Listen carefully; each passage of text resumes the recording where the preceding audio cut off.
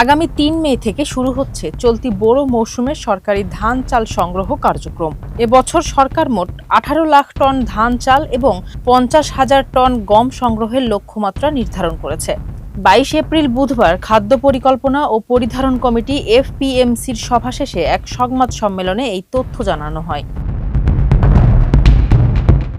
খাদ্য মন্ত্রণালয়ের সিদ্ধান্ত অনুযায়ী প্রতি কেজি বোরো ধান ৩৬ টাকা, সিদ্ধ চাল ৪৯ টাকা, আতপ চাল ৪৮ টাকা এবং গম ৩৬ টাকা দরে কেনা হবে। উল্লেখ্য, গত বছরের সংগ্রহ মূল্যই এবার বহাল রাখা হয়েছে।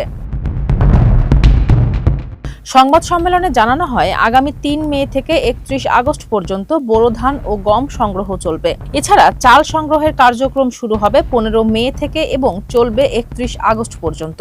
স্বরাষ্ট্রমন্ত্রী সালাউদ্দিন আহমেদের সভাপতিত্বে অনুষ্ঠিত সভায় খাদ্য প্রতিমন্ত্রী আব্দুল বারী উপস্থিত ছিলেন। মন্ত্রী জানান, সরকারের মজুত ব্যবস্থা বর্তমানে সন্তোষজনক। সরকারি গুদামে বর্তমানে ১৭ থেকে ১৮ লাখ টন চাল মজুত রয়েছে।